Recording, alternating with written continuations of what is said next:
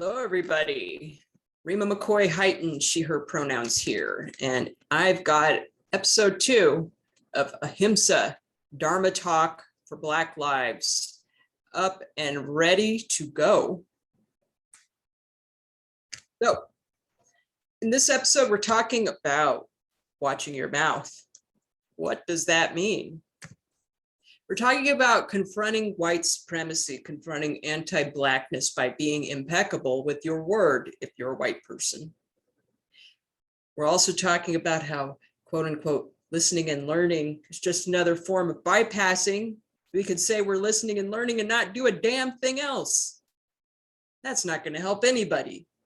That said, also talking about treating the words of Black folks like testimonies. And what I mean by that when I say that is believing Black people when Black people are talking about our experiences, not using our own privilege as white people as some kind of messed up litmus test to ascertain the validity or veracity of whatever it is that Black people are talking about. Believe Black people. First, let's recap episode 1 real quick. We talked about inviting your fear, fragility into tea. So when you're experiencing fear or white fragility, white supremacy, just anti-Blackness, whatever, not pushing it away, not holding on to it, but just sitting with it and exploring it. We talked about how the use of law of attraction and New Age are utilized to spiritually bypass oppression and promulgate white supremacy.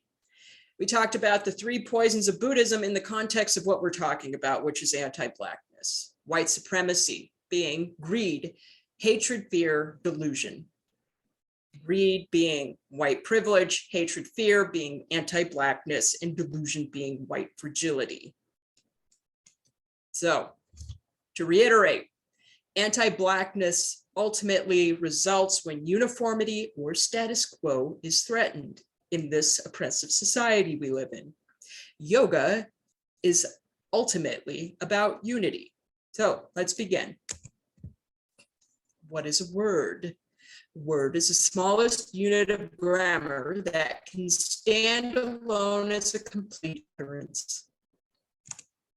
Mantra, we're kind of infusing this series with conversation about Eastern mysticism, philosophy, that kind of thing. What's mantra? Mantra is a sacred utterance. It's a numinous sound. It's a syllable, word, or phoneme that is repeated over and over again with the intent of moving somebody forward as far as their understanding of where they sit in the cosmos, so to speak. A line from one of my favorite Depeche Mode songs. Words are meaningless and forgettable. Not true, actually. Words invoke frequencies, which can be received in a harmonious or a distorted manner by the person that is receiving the word. So, some of you might be familiar with Masaru Emoto, who conducted experiments. Say, I put quotations around the word experiments because there's a lot of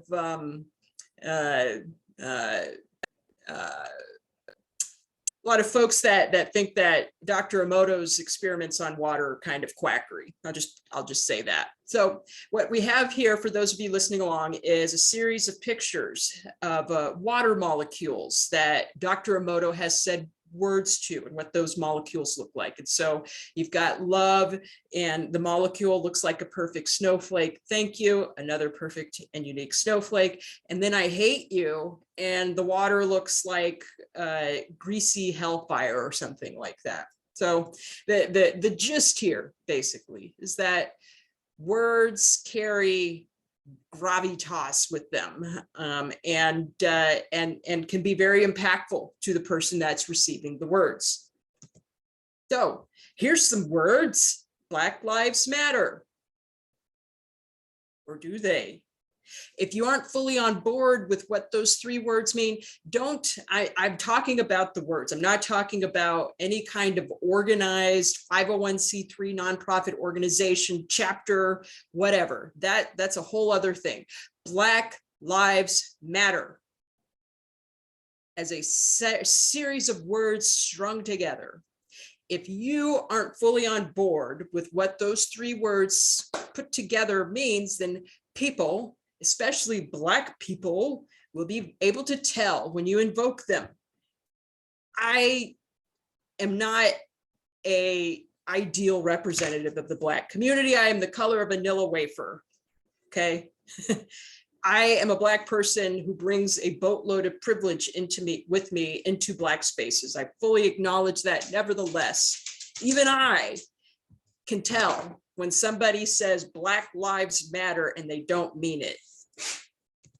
So, are you one of those people that has Black Lives Matter paraphernalia all over your social media, or Black Lives Matter signs littering your front lawn, whatever, but you police Black people's words, you speak over Black people because you think you know better, you're telling white people which Black people are good and which ones are bad, you weaponizing your white fragility to do as much harm as possible to Black people in covert, death by 1,000 paper cuts kinds of ways. If you're like, what is she talking about? Let's look at some very specific examples. I, a few years ago, called out a white Black Lives Matter supporter on social media, and this happened. They posted the following. For those of you listening along, I've got a screenshot of a post. It says, this is the person posting about me. I'm being slandered by an activist who has misrepresented me for over 2 years. I ask that you ignore that Black lady, ignore her, and show up for Black lives. This white lady is telling her white friends, and this is a well-connected, wealthy white lady, very politically active, whatever. She is trying to use her privilege, weaponize it against me, and direct her rich white friends to ignore me and focus on the Black people that she has endorsed, basically. Wow. Same lady, got an Angela Davis quote on her profile. I am no longer accepting the things I cannot change. I am changing the things I can no longer accept. Whoo! Here's another white lady from social media lecturing me on who the real enemy of Black Lives Matter is. She's chastising me in the comments of one of my social media posts, telling me there's so much decisive talk here, focus on the real enemy of Black Lives Matter. Not appropriate at all, folks. She ended up blocking pretty much everybody that tried to engage in conversation with her. And she's had a Black Lives Matter poster as her default picture for her social media account. She blocked me too. Apparently I'm a bad Black person. When your words do not line up with your deeds, when you've got Black Lives Matter shit all over your social media posts and you're sitting around blocking Black people who say things that make you upset, your words are not aligning with your deeds, and that's called distortion. At least that's what I'm calling it. How distortion harms you. It knocks you out of alignment with your fellow human beings, with oneness, with source, whatever airy-fairy, new agey word you want to use that indicates some kind of connection with the cosmos or whatever. It causes you to be divisive and to project your divisiveness onto others, especially Black women. Oh my gosh, especially Black women. This is such a topic of conversation for me. It's my life, basically. We're going to come back to this next slide, but it enhances the subconscious self-hatred that so many white women just kind of stew in, and feelings that you're a fraud. Back to projection. Are you, and I'm talking to white ladies, are you the angry Black woman after all?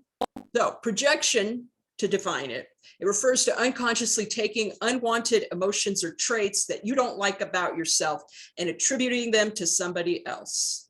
And if you're a white lady, you've got lots of privilege. So when you're projecting, there's a lot of weaponization that happens with that. It's pretty messed up. White women, white ladies will create an entire social media campaign in stern and assertive response to Starbucks accidentally using soy instead of almond milk in their latte. But will also use their privilege to get a Black woman sidelined for not speaking out about not speaking out about 500 years of systemic oppression nicely enough. I live this every day. It drives me up a wall. Why do white women project? So many reasons. Cultural conditioning specific to conflict avoidance.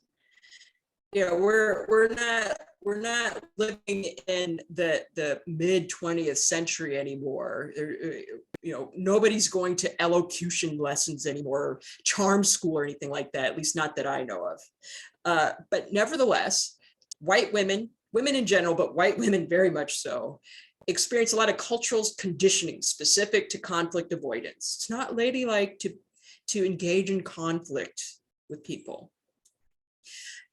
White ladies in the Midwest experience a lot of conditioning. Everybody in the Midwest experience a lot of conditioning around being nice. So being nice, one of the cornerstones of being nice is being pathologically conflict avoidant. There's that lingering perception that anger is unladylike.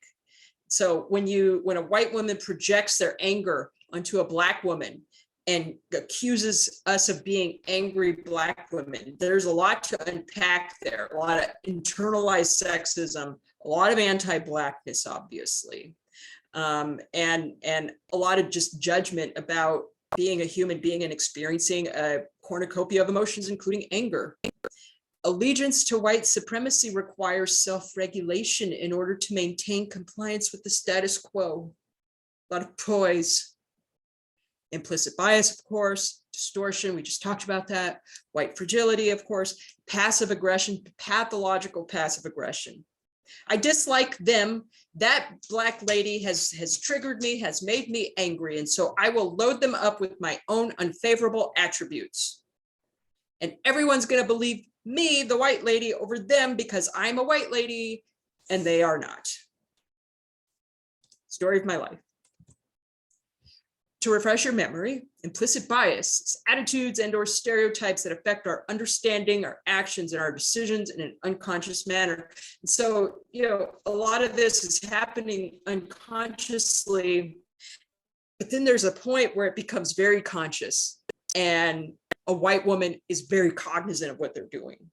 I don't get into white tears in this series, but white tears being a fantastic example of a white woman very consciously knowing what they're doing and very intentionally engaging in a behavior that's going to dial down the heat on them and at times get a Black person killed. This is not implicit bias, folks. We've got black and white picture of the Ku Klux Klan burning a cross at night. This is not implicit bias. This is an overt act of anti-Blackness. This is not the kind of anti-Blackness that manifests in spiritual spaces or nonprofit spaces or in the Democratic Party, or that's not what we're talking about here. I know a lot of you would like to focus on this kind of anti-Blackness. We're talking about the death by 1,000 paper cuts type of anti-Blackness, type of violence, such as quietly rushing to hide your purse in a locker when a Black woman arrives to yoga class, experiencing anxiety when a Black woman's not smiling, simplifying your language when speaking with Black people about things like politics or spirituality so that we can understand these esoteric concepts, assuming that Black people are unfamiliar with wellness, New Age, yoga, or other similar modalities. As I mentioned in episode 1, I trained for years to be a Soto Zen Buddhist monk at Mount Shasta Abbey in Mount Shasta, California. Every time I show up, well, pre-pandemic, because I'm not showing up anywhere right now, but every time I show up to a meditation retreat or that kind of thing, invariably, somebody comes up to me, they rush up, they want to be helpful. Oh, are you familiar with meditation? Have you meditated before? It's always the assumption that I don't know what the hell meditation is, or, I just fell off the turnip truck or something like that. And I never observe white people being asked, when they show up to these types of things, if they're familiar with this stuff or not. I'm also a registered yoga teacher. Happens every time I show up to yoga class. Receiving any kind of commentary from Black women as a personal attack, example of implicit bias. Death by 1,000 paper cuts, manifestations of anti-Blackness here. So this isn't burning a cross in Black person's front yard, but this stuff hurts. And the hurt is metastasized by the fact that when we try to talk about these types of experiences, invariably we're met with white people that say things like, well, that doesn't seem so bad, just ignore it. Cross burning and punishing a Black woman for being angry. Again, they both exist on the same continuum, and that continuum is called white supremacy. Period. So if you haven't figured it out yet, white supremacy is actually a lot more nuanced than you might think, actually more nuanced than you might want it to be. Got a quote here from the Reverend Jim Rigby, great guy, white guy. It's one of the good ones. Look, white supremacy doesn't mean that you as a white person hate people of color.